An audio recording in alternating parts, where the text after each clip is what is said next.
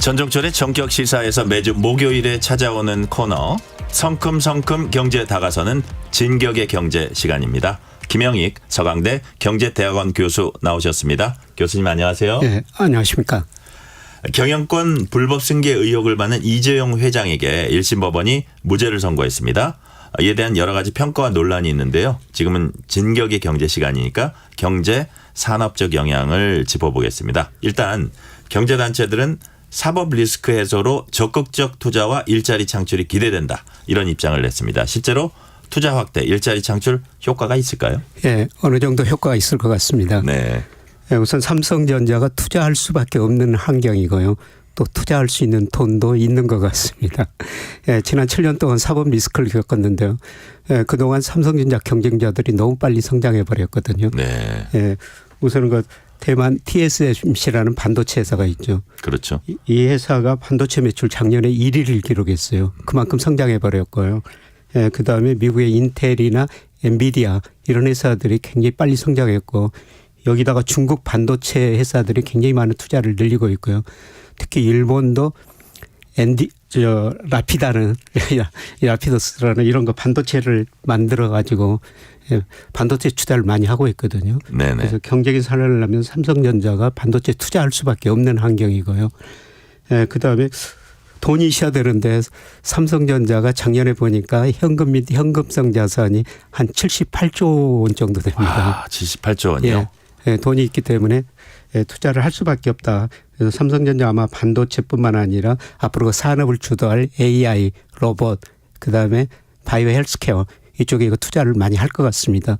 문제는 이거를 이제 국내 투자를 많이 할 것인가 해외 투자를 할 것인가 이게 남아있는 문제인데요. 어떻든 일부는 국내 투자할 것이기 때문에 네. 뭐 우리 성장이나 고용에 어느 정도는 기여하리라고 보고 있습니다.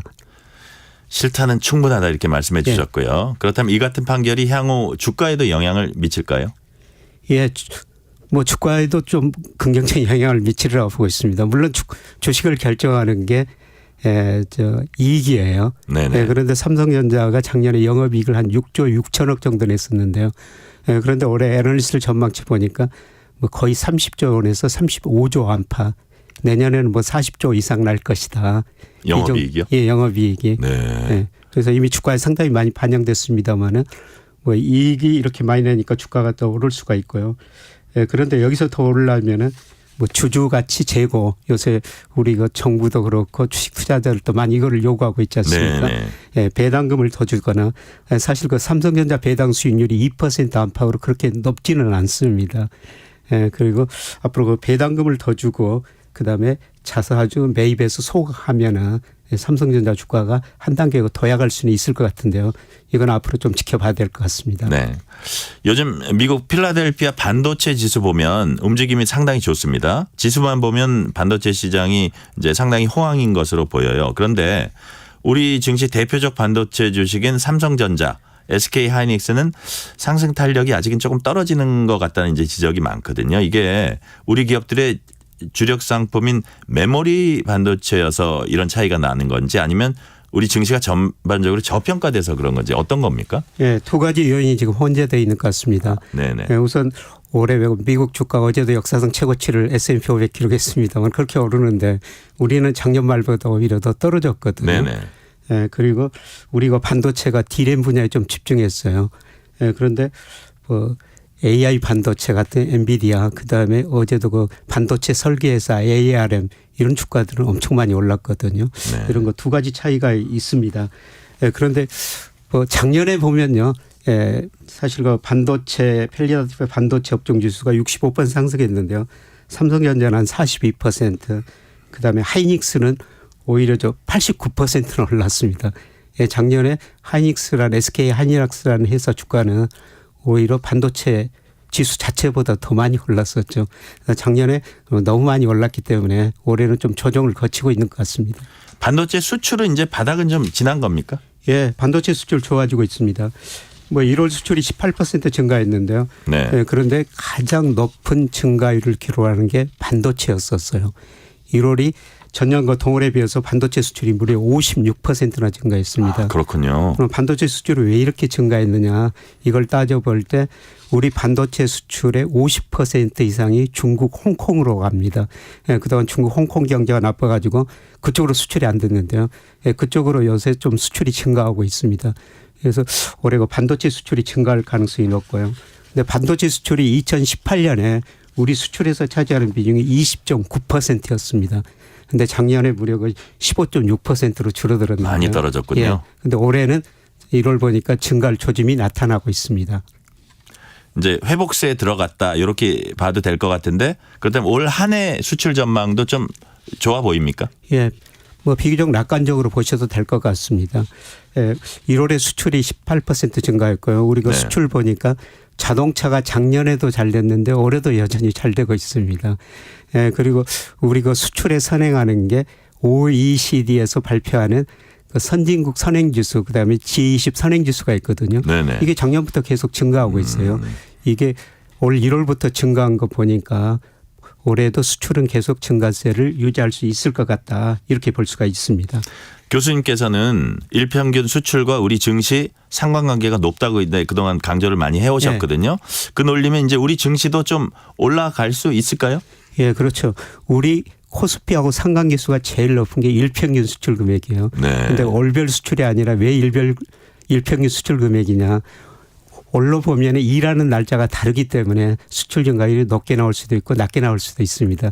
실제로 일평균 수출 금액이 정확한 수출 금액이라고 볼 수 있는데요. 이게 우리 코스피 주가 지수가 상관계수가 제일 높아요. 무려 0.86 정도나 됩니다. 아, 그렇군요. 그런데 이게 계속 증가세를 유지하고 있습니다. 그래서 이걸 보면은 우리 주가에 대해서도 조금 더 낙관적인 생각을 해도 될 것 같다. 이런 말씀 드리고 싶습니다. 그렇게 판단하고 계시군요. 네. 투자자 입장에서 좀 더 구체적으로 들어가 보면은 교수님 보시기에 우리 증시에서 올해 주목해야 할 섹터 어딜까요? 역시 반도체일까요? 예. 뭐 반도체가 요새 수출이 제일 많이 늘어나고 있고요. 자동차가 여전히 수출이 잘 되고 있습니다. 네.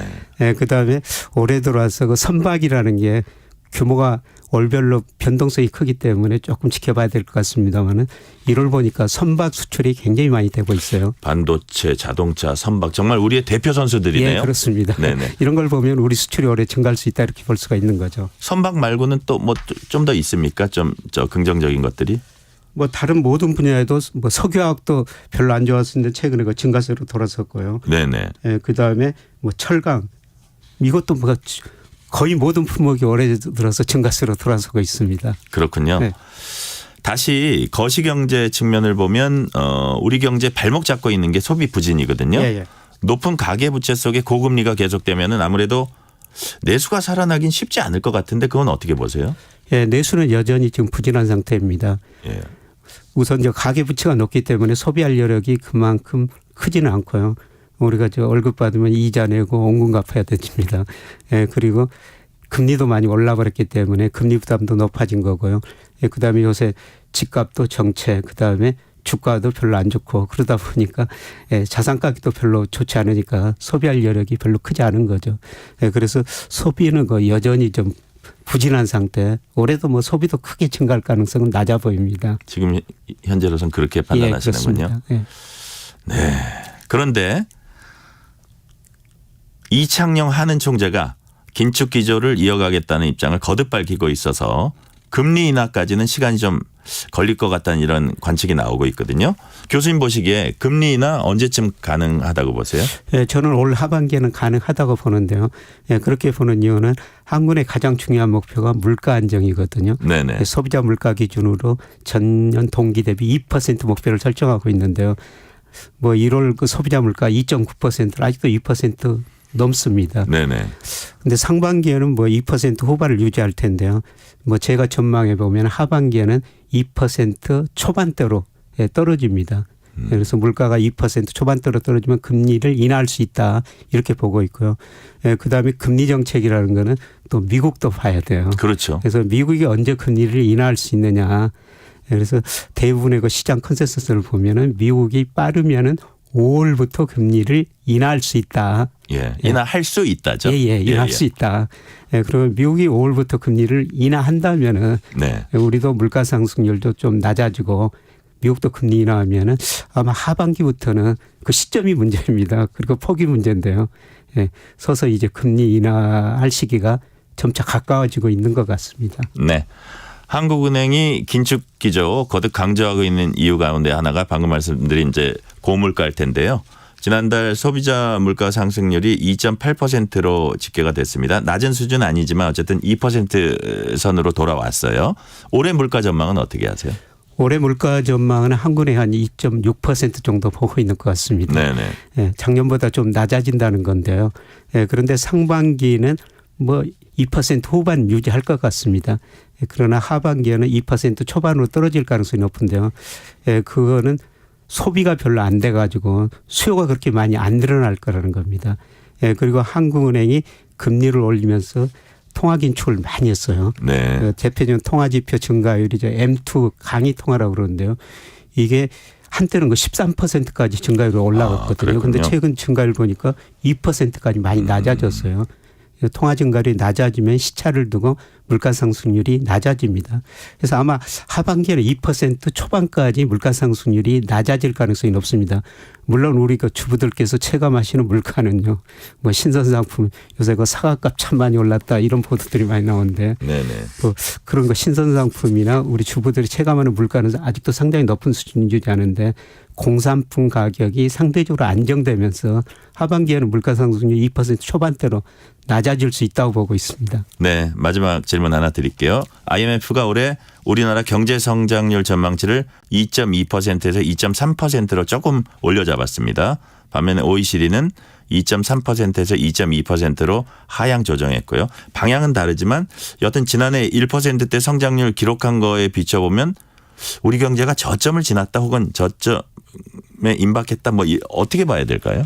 예, 작년에 우리 경제 1.4% 성장했는데요. 올해 대부분 말씀하셨습니다. 2% 넘게 봐요.